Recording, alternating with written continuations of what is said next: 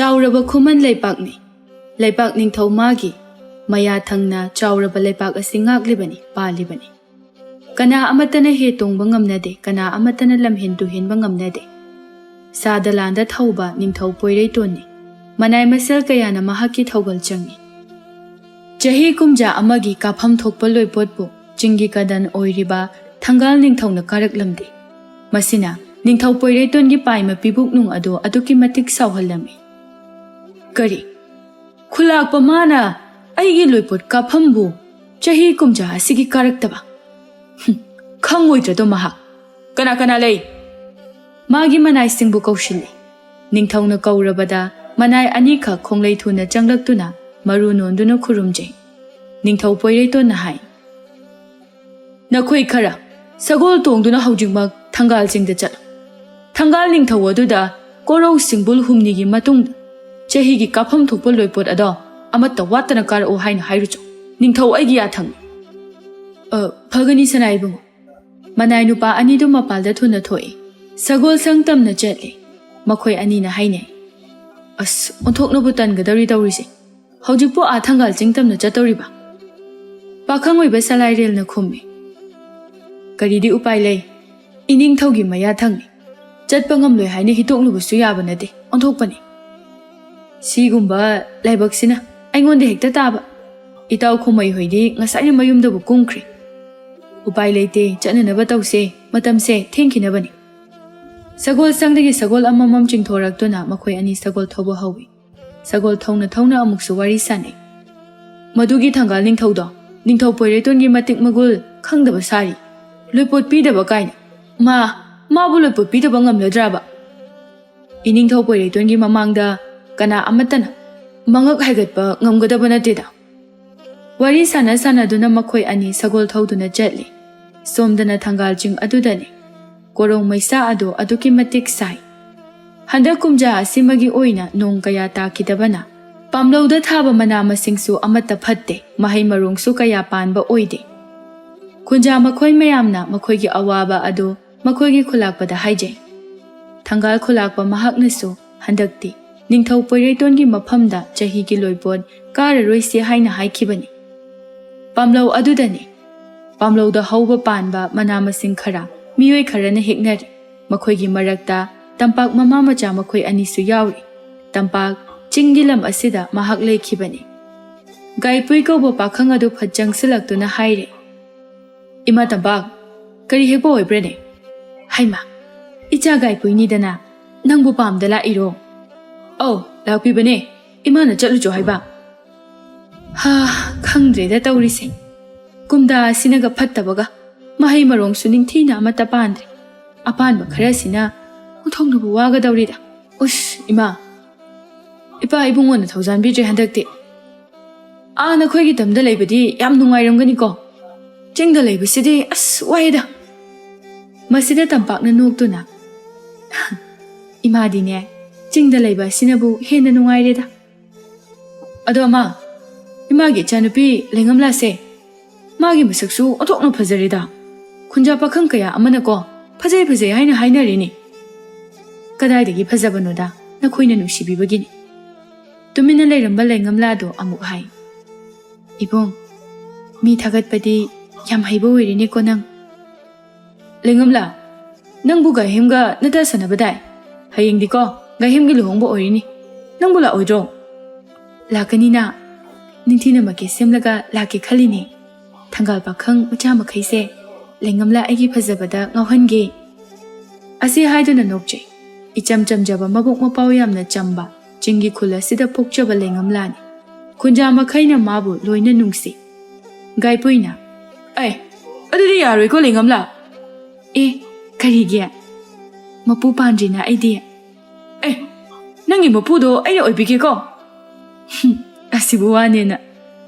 Tanja sida chingkhada laiba lambida upul karagli. Madubu gaipuina hek uru. Ima Tampak.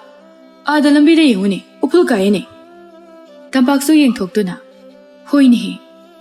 Ima. Sagol makhulsu daine. Sagol tharokpa male. Hoini bunga. Ima. Ningthau Poireitona tharakpa mi soidana oigani. Ai khulakpagi manakta thuna chatke. ꯍꯣꯏ ꯍꯣꯏ ꯈꯔ ꯊꯨꯔꯣ ꯒꯥꯏꯄꯨꯏ ꯌꯥꯝꯅ ꯊꯨꯅ ꯆꯠꯈꯤ ꯃꯃꯥ ꯃꯆꯥ ꯑꯅꯤꯅ ꯍꯥꯏꯅꯍꯧꯏ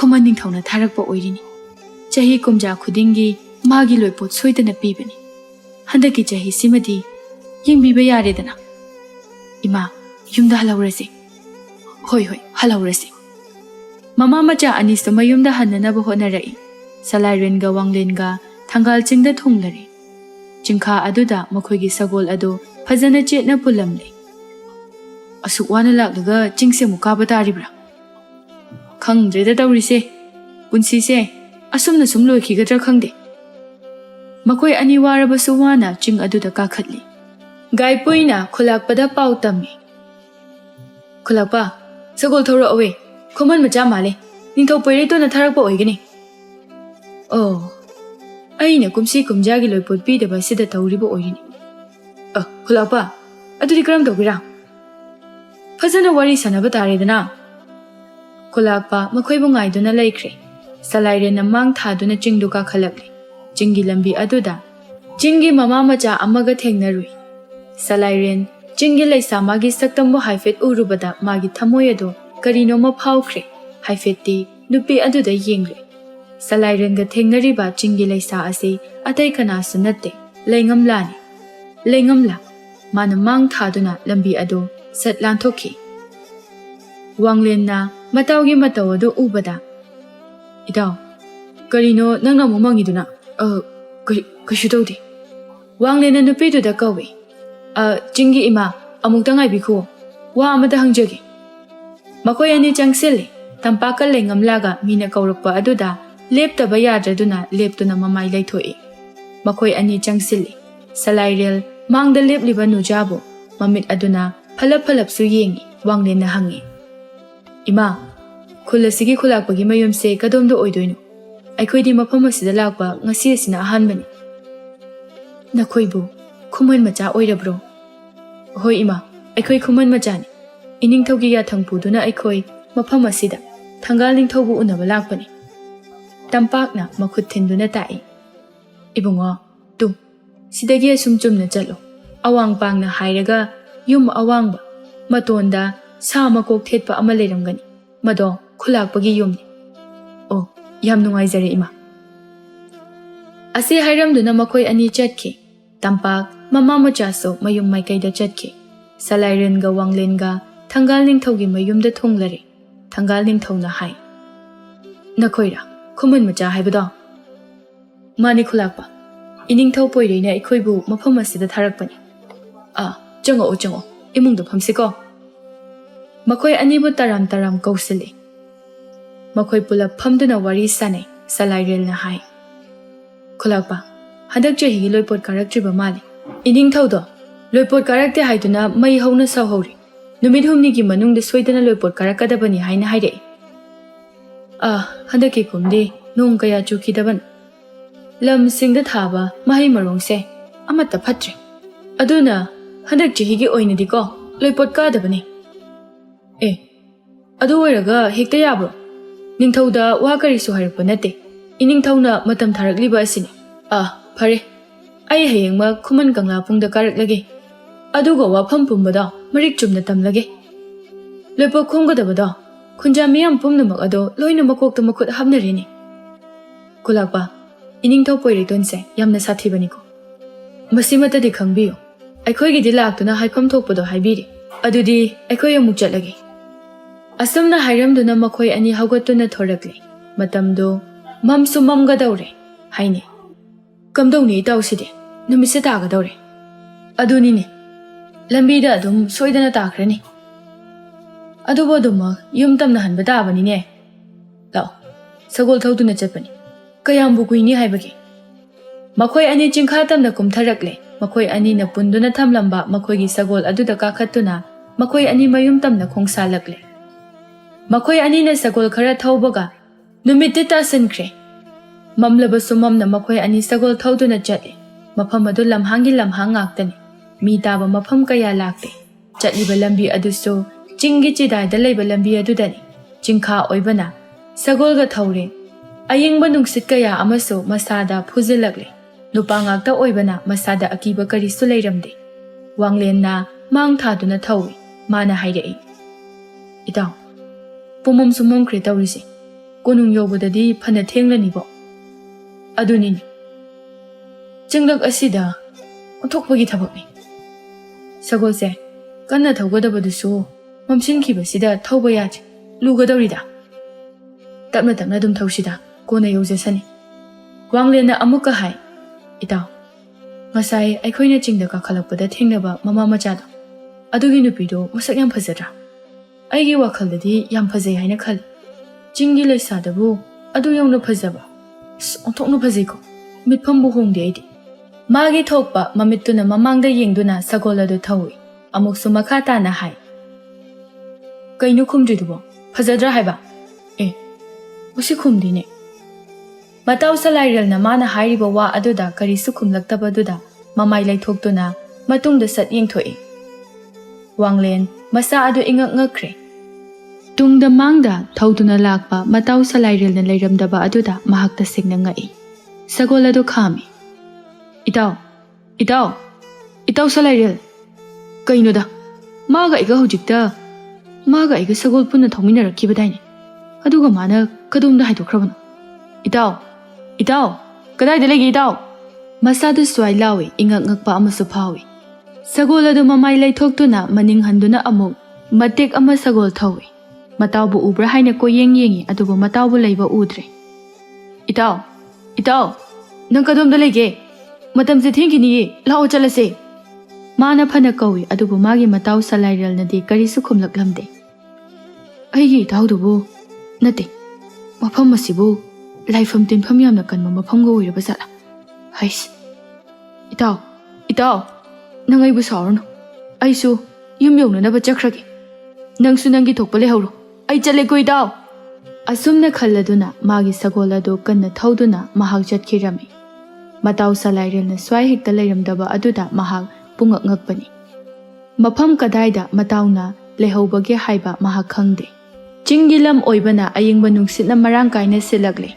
Chingilambi ani longba lambi amada khara haijinduna sagol amakak mathanta leptuna leire. Sagol asi salairal na thawba sagol aduni. Chingasigi manungda khara changsilagani makokta sambubi nupi amakak leptuna leire. Salairal madi mamit adu choidaba makai nupi aduda munna yengduna leire. Nupidu ubada mahakna haijay. Aina uriba nupi asibu. Aina ngasay chingda ukiba sakhen binuza. Chingmi nupidu mahakna tabrane. Chinglaw sak asiga hairabadi mankreda. Momsin kraba matam asida chiklaba chingnung asida mahak mathanda karino tawriba. Ai hekta changsilage. Salairal na nupi adugi nakta changsile. Mahakna changsiliba makai nupi aduso mang thana hekta chatki. Adumna adum chatkiba aduda salairal na kawi. Ho ichal. Kadaydano nangna chingnung aduda adum changsilibaduba. Aibusu nangna kawbugumna tawi. Kadaydano na domna thanta amta ngaikhu aiga wari sanase. Nupido chatpa chap lepe mamay adu onthorei aduga hai. Ibong tamgi sakhenbe ibong najalgi haina tungbu inbira o. Ai makhata na nangi matungin bangamlar. Ngaikhu amukta ngaikhu aiga wari sasi. Mahak changsili handang mukti nupi adu machi amata lengdana laikre salairal na hai. Nangi yumdi ada lehori phana lapnari mafam asiga. Nangbu sida kadawramino. Tu sigi samsi yengu. Aine palem imado yamna kanna naduna lehawi. Mana masingse phutnaba mafam asi tamna thiba lakpani. O adu oirasu hayeng nunganba matamda ngaiba yadabro. Matamse yamna mamni. Ibong nangbu kirirane aidi kaisu kide. Nangi haibanida. Ado nangbu hojikbu nayum tamna karamna chakani. Aigi sagol yauri ai thilamage. Yanida ikhongna dum chachakige.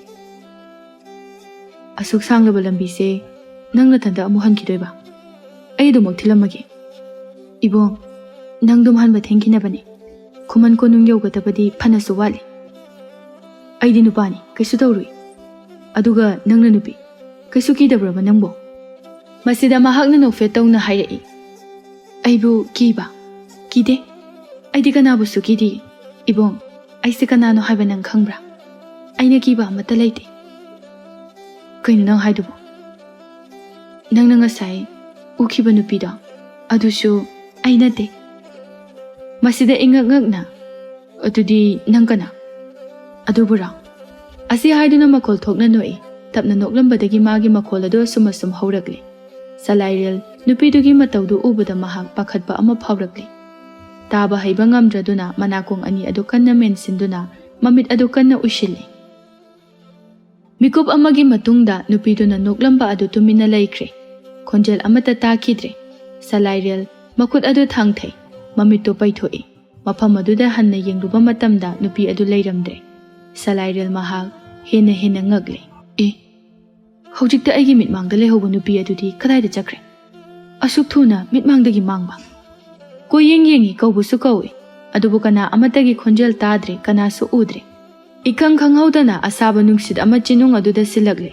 Salairil masada swai lawi. Asaba nungsid aduna magi hakchangda yaibada mahak karinu matawri.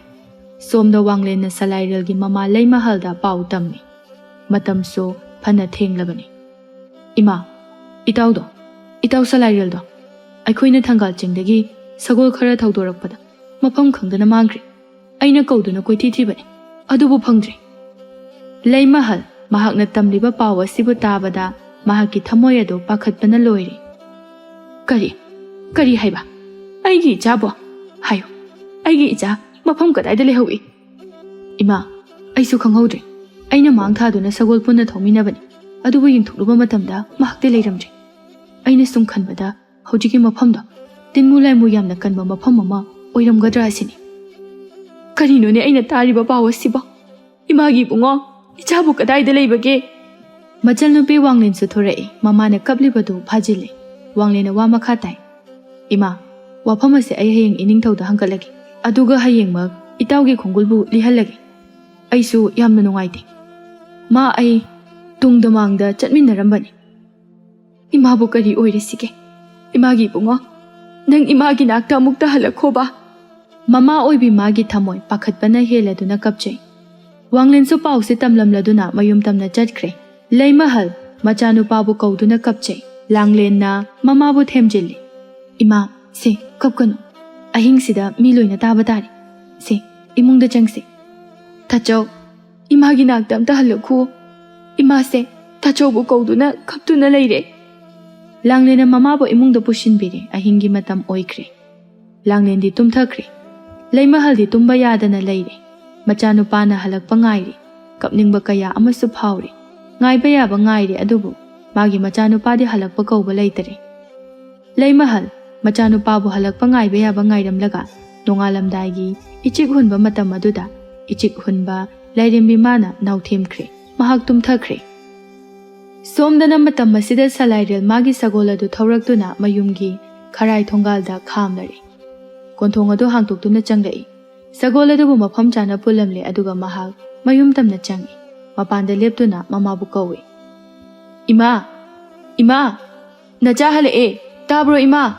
Thongsem da hangdo nacha hale Asamna anirak ahumla kawi masida tumlamba laimahal machagi khonjal tabada mikap khangtok thorakle. Taping puk hokatuna mapanda sathoi. Laimahal machanu pabu ubada machanu pabu mathada chena konsinduna kapchai. Imagi bungo. Imagi thamoy ase kayada warurabano. Ima, nacha aise lambida khudong thiba ama mayok naruri adugini. Itaw so du makchatkrab. Aina sumabu khamdre. Khudong thiba adubu mayok nadanaba hotnabada matam su thengkre. Ima thawai waramlani haiba nacha su khangi. Sagol kanda thawduna yumnanaba hauji adum halaibasini. Laimahal machanupana hairiba wafam aduda thazare. Machanupagi hakchang aduda koyeng yengi. Icha kaisu tawdaba natro? Kaisu tawdi ima. Mapanda kuina leiragumse imungda changase. Ngaiko. Ichana lambi lamkhangda khudong thiba nanglubanina. May amuk to oktoksi. Ima may lawthokluki. Nangay haktang mapana sida leiramuko. Asi haiduna mamay satlay thoi. Masida Salairil na mamagi makhut adu tapay duna hay. Ima, kaigi maynuda. Yani uktraso. Kaino, ukthokpa na phatro. Nahang kay sunangdi, kharabu thenglabadi, may ukthokpiyo hayna hayridudi. Ima, ngasigidi yaarniba. Nacha ayang wari, tumningbusu phawri. imungda changase. Leimahal kari sukhanda hoi haiduna haire. Makhoi ani imungda changle, Salairal magi kada changi. Hek changbaga leiriba phamjaw aduda adumak hipthakre. Leimahal machanupana halaklabada magi thamoina waramba pumnamak adu loina phakre. Mahaksu tumthakre. Mathangi ayugni. Leimahalna machanupida hai. Nangita chawdo ngarang halaklabani. Aduneba aikhoi mane ekta wakhal phabana haleba. Aikhoi ta chawse yam singba mini khangaba. Hoi hoi. Wakhal phaba imana laledana. Aidi kawine. Ngasi se ta chawga aiga pata thambal hekba chasena hainakhibani. Ima ai ta chaw hodo khigi. Hai hai ngaiko. Nangi ta chawdo hodo lurano. Ngarang nongalamdai tani mana yumda halaklibado. Tumsit phararoi. Hodo piruranu ne. Yani kaiso aidi hodo kani. Mi thambal hekba chatuisibu. Ngangnaba ma iya hek yadana imungda changki. Leimahalna law howi. Onthokna lam helida ko nangse. Ngayhakta tumdagi sanu haibanida. Langlen magi ta chawgi kada changi. Phamungda tumduna leiriba magi ta chawgi manakta changsinduna hodoi. Tachaw hogolo matam se thengi. Nangbu ngarang asi thambal hekba chase. Akhoi ani chase na hainakhidai ne. Se hogolo thenge ba. Asi haiduna ahumlak marirak hodorei. Masida tumduna leiramba Salairal ado mamit ado adumak uishin. Makhut khudombina langlenda thinduna tabada yamna hainadaba khonjel amada asumna hairai. Aigi nakta nang changakano. Aigi nakta changakano. Aigi nakta changadi nangaina hatkani. Langlen magi ta chawna khanghodana hairakliba wahai asida mahak khangprek khangi. Kaino ta chaw nang haiduba. Ai nangi na cha langlen ne. Aikhoi ta chawsibu nghaurabra kaino. Ai baw he masak khangde haiwani. Salairal na amuka. Changakano haibane. Aigi nakta nang changakano. Tachaw adumaina phagiga tawraga pata thambal hekpa kaidi chattaba yaroi ko. Aidi yaroi hairisini. Aidi haibirisini. Tokshin aduna lerno. Hogolo se hogolo ba. Magi wakhalda mabungna tawsanariboi haina khalladuna kaisu khandana changsinduna tumliba mabungi makhut adu tapaiduna hek chingi. Mahakna sumna tawbasida Salairal fug hogolaktuna Langlengi makhori charamaduna makhut aniduna kanna hekta mesinki. Langlen khangprek khangi makhol thokna mamabu tananaba haina kanna kawi. Ima ta chawna ai khori mele. Ima ai bum ta kanbiyo. Ima Leimahal imungda hek changlakpani. Machanupina adumna khonpham kaina lawrakpa aduda maso pakhatpa ama phauraduna. Hai kaidawna ragene na khoiba. Angang macha so amata natre haibanida. Asi haiduna changsile. Yengluba matamda machanupana machanupigi makhori charamda metuna leirambadu hek urui. Leimahal changsinduna machanupagi makhut adu lauthoknaba hone. Kanna muktuna makhut animak lauthokle. Leimahal machanupagi ngasigi matawasida mahak pungangakle. Mahak na hai. Karino nang natawribasiba? Nachanupi asibo halage hairibro? Nangbu sa olabro? Karino haibani nang natawribase? Langlen sormapi honduna lay. Machanupida amuk onsenduna hai. Bema, nangbu kaisu tawdrabro? Langlen na sor phulap tawna hai. Ima, ai khoi ta chawsi am ki. Ai am ki sei. Ai khoi ta chawsi am ki sei. Mana ai khori charam sida metuna. Ai bo hada na bo honei. Ai am ki ye ba. Leimahal haifam mama khangdre. Machanupada amuk yeng thoktuna. Nangbu ngaurabra haibanida. Asumna tawba kanana honabage. Machanupa Salairal di mamit ushinduna tumduna leirami. Kayadanu yengwani he. Karisu khangdaba amagi matawgo. Tumina amuk tumsinaribani ne. Nang hairisini nang. Langlen na mamagi makhut paiduna mapanda chingthoi aduga hai. Ima aina ta chawba hodokpani. Aduda mana makhutuna aingonda thillaga. Magi nakta aise changakanu na hairiba. Aduda aina changsinduna magi makhut paiduna hodobani. Aidi chumna thachawna aingonda laknariboi haina khaluri. Aduga hekta aigi charam sida melakpani. Ima ai khoi ta chawsi am kire. Leimahal magi thamoida chingnaba ama phauri. Ichanupagi sibo mamangda amukta sumna tawba nati. Aibu nungthilgi matamni. Leimahal yenakha adomda hek thokle maduda yenakha manung aduda machanupana makhutta chai ama paiduna lebakda goro khotuna leiribadu hek ui. Madubu ubada mahak adu ipa pakhatkre. Karino ni mana tawribasiba? Ai ichanupagi sajat ichat asibu nahan kaiga sukman manadre. ngarang ahing nungsoiba ama lamhang tumhangda phauduna lakpada phattaba laitin soidana ugnaramba tare asumna tawgadaba ichanati ei hoji kari tawba tai magi wakhalda machanupa asi laitin phattaba soidana ugnaramlagani haina khankhre mathangi numene leimahal amadi machanupina mabu kupna yengi masidagi nahan khaika manadaba mawong matau kaya ama tawrami Salaryal ingkhol matolda hauba khagile haw adubo amapat heklaga magi napa aduda thokchin sinkre machil aduda isai ngangduna mahak mayumda changlakle mathanda samurumurum pungsonda sole asigumba matau kaya asi ubada mama macha makhoi ani gi thamoidi hena pakhat pa haibadu oire numidang ne chak chana naba thaurang tawi leimahal na machanupa bo chak chana naba haina kawi adubu kari sukhumlak lamde chakhumda su changlak lamde haije amuk kari tawraba janone aina kawba asisu kari sukhumlakte ima akhoi ta chause laitina mukta khurumse magi mawongse laitin noknaba soidana oigani ayamna kizare ima so dumna khallibani tanja asida salairel chakhumda phat changlakle magi chakluk mapada satpham thai chakhom ama ani sat hui aduga makhol khonjelado nupi amagi mawongda kothaduna hairei sibu kari insangni haibagi nabi ma aidi asiguma insang chade haibige ta jaw yumda yokpa nga su aidi chade aina yamna pamna chabadi ne haido oi aine sigumba chaba hainade matungdaga aina chaba hainadaba insang hek thongda thong aina kaidorake yeng asi hairamduna phuk hawgatuna thoki mama macha makhoi ani ingangakna yingnaduna laihawi langlena hai ima kaino khoita chawna hawji hairamni baduba mana nupi dona tawri sibu karigino ima gi bema ima su wakhal tade ima ne jingnari base soidana chongani ima ne hayeng awang tana chatun maiba kawruki asumna mama macha ani hainare mathangi ayuk aduda leimahal awang tamna chattuna maiba angautun bu kawri machanupana tawba mawong matau pumnamaksu loina tamle dada ai kari haigadabano khangdri ai yamna pakhate magi mawongse ai yamna pakhate nupa thokna leiba ichani aduga hojikna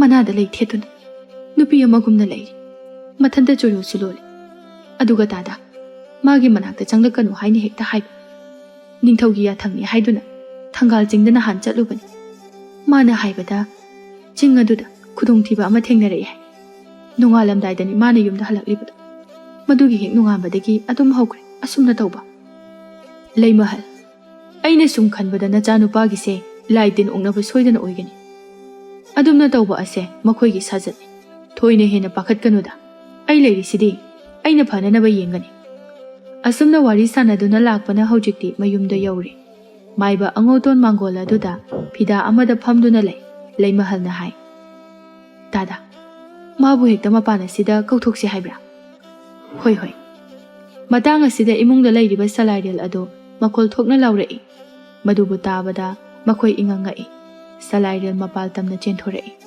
makhud aduna maiba angautonda thinduna hai nang jakro nang mafam asida lakpa yaroi maiba angauton yamna khangba haiba maibani salairel bu ubada magi masado lamgi heloi atombina masada tongduna leibagumna ure irai laina adum khangle mana hai hey nangi do ingoda ki haliba haibadura nangna dumna tawraga aina kirani haina khanbrani he leimahal na hangi dada ichanupagi asibu leimahal mana lamhang tumhangda halakpaduda heloi ongnaban nachanupana oknaribase heloi atombi ha leimahal adu pungak ngakre kaisu tawreida sese lai khurumba haunanaba hekta tawse noibu ngarang nahan nganna aibu korukpa yadabro angautona mapot machai khara haire salairel na hai nang chalo haibane hai aigi se nangbu tanthoke haina laklibani karigino heloi na khoina taibang migi hakchang de hekta chongchilibase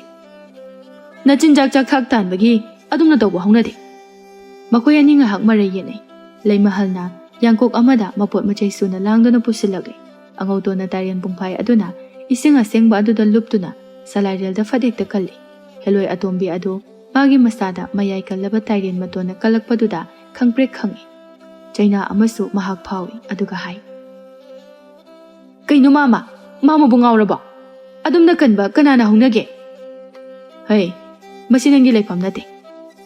ꯅꯪꯅ ꯆꯥꯅꯤꯡꯕ ꯑꯃ ꯍꯥꯏꯌꯨ, ꯁꯠ-ꯁꯠ ꯍꯥꯏꯌꯨ. ꯑꯗꯨꯒꯅꯦ, ꯅꯪ ꯆꯠꯆꯈꯣ. ꯃꯥꯃꯥ, ꯑꯩ ꯀꯩꯁꯨ ꯆꯥꯅꯤꯡꯗꯦ. ꯆꯥꯅꯤꯡꯗꯕ ꯌꯥꯔꯣꯏꯅꯦ, ꯍꯥꯏꯌꯨꯅꯦ. ꯃꯥꯃꯥ, ꯑꯩ ꯆꯥꯅꯤꯡꯗꯦ ꯍꯥꯏꯕꯅꯦ.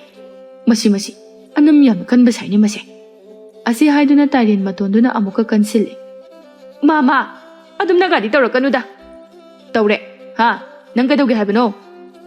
ꯑꯗꯨ ꯑꯣꯏꯔꯗꯤ ꯑꯩ ꯁꯨꯡꯆꯠ ꯆꯠꯂꯣꯏ. ꯐꯔꯦ. ꯑꯗꯨ ꯑꯣꯏꯔꯕꯗꯤ ꯅꯪꯅ ꯉꯝꯕ꯭ꯔꯥ, ꯑꯩꯅ ꯉꯝꯕ꯭ꯔꯥ ꯍꯥꯏꯕꯗꯨ ꯌꯦꯡꯅꯕ ꯇꯥꯔꯦꯗꯅ. ꯑꯁꯤ ꯍꯥꯏꯔꯒ ꯃꯥꯏꯕ ꯑꯉꯧꯇꯣꯟꯅ ꯇꯥꯏꯔꯦꯟ ꯃꯇꯣꯟ ꯑꯗꯨꯗ ꯃꯌꯥꯏ ꯀꯜꯂꯕ ꯂꯥꯏꯋꯥ ꯑꯃ ꯁꯣꯟꯗꯨꯅ ꯃꯥꯒꯤ ꯍꯛꯆꯥꯡꯗ ꯐꯠ-ꯐꯠ ꯀꯜꯂꯝꯃꯤ. ꯍꯦꯂꯣꯏ ꯑꯇꯣꯝꯕꯤꯗꯨ ꯈꯥꯡꯕ ꯉꯝꯂꯛꯇ꯭ꯔꯤ. ꯃꯥꯒꯤ ꯃꯁꯥ ꯑꯗꯨ ꯃꯩꯅ ꯆꯥꯛꯄꯒꯨꯝ ꯇꯧꯔꯛꯂꯤ. ꯃꯍꯥꯛ ꯇꯥꯏꯕꯪ ꯍꯛꯆꯥꯡꯗ ꯇꯣꯡꯗꯨꯅ ꯂꯩꯕ ꯉꯝꯂꯛꯇ꯭ꯔꯤ. ꯃꯍꯥꯛ ꯈꯥꯡꯕ ꯉꯝꯂꯛꯇ꯭ꯔꯗꯨꯅ ꯇꯥꯏꯕꯪ ꯍꯛꯆꯥꯡ ꯑꯗꯨꯗꯒꯤ ꯐꯟ ꯆꯣꯡꯊꯣꯛꯈ꯭ꯔꯦ. ꯍꯟꯅ ꯌꯦꯡꯂꯝꯗ ꯁ꯭ꯋꯥꯏ ꯃꯥꯡꯈ꯭ꯔꯦ. ꯁꯂꯥꯏꯔꯦꯜ ꯐꯛꯂꯥꯡ ꯑꯗꯨꯗ ꯃꯅꯝ ꯉꯥꯊꯈꯤ. ꯃꯍꯥꯛ ꯄꯣꯊꯥꯈꯤ. ꯑꯉꯧꯇꯣꯟꯅ ꯍꯥꯏ, ꯍꯧꯖꯤꯛꯇꯤ ꯀꯔꯤꯁꯨ ꯇꯧꯔꯔꯣꯏ, ꯐꯔꯅꯤ. ꯗꯥꯗꯥ, ꯑꯩꯒꯤ ꯏꯆꯥꯒꯤ ꯄꯨꯟꯁꯤꯕꯨ ꯀꯟꯕꯤꯕꯒꯤ ꯌꯥꯝꯅ ꯅꯨꯡꯉꯥꯏꯖꯔꯦ. ꯁꯂꯥꯏꯔꯦꯜ ꯃꯥꯅ ꯅꯨꯃꯤꯠ ꯑꯗꯨꯗ ꯆꯤꯡ ꯂꯝꯕꯤ ꯑꯗꯨꯗ ꯃꯇꯥꯎꯒ ꯍꯜꯂꯛꯄꯗ ꯅꯨꯄꯤ ꯑꯃꯅ ꯃꯥꯕꯨ ꯂꯥꯛꯑꯣ ꯍꯥꯏꯅ ꯀꯧꯈꯤ. ꯂꯝꯕꯤ ꯑꯅꯤ ꯐꯥꯡꯕ ꯑꯗꯨꯗ ꯃꯍꯥꯛ ꯁꯒꯣꯜ ꯊꯧꯖꯤꯟꯈꯤ. ꯃꯐꯝ ꯑꯗꯨꯗ ꯊꯦꯡꯅꯈꯤꯕ ꯅꯨꯄꯤ ꯑꯗꯨ ꯂꯩꯉꯝꯂꯥꯟ ꯅꯠꯇꯦ, ꯍꯦꯂꯣꯏ ꯑꯇꯣꯝꯕꯤꯅꯤ. ꯃꯍꯥꯛ ꯍꯦꯂꯣꯏ ꯑꯣꯛꯅꯕꯅꯤ. ꯑꯁꯨꯝꯅ ꯍꯧꯖꯤꯛꯇꯤ ꯁꯂꯥꯏꯔꯦꯜ ꯍꯥꯟꯅꯒꯤ ꯄꯨꯟꯁꯤꯗ ꯑꯃꯨꯛ ꯍꯟꯖꯤꯜꯂꯛꯈꯤꯔꯝꯃꯤ.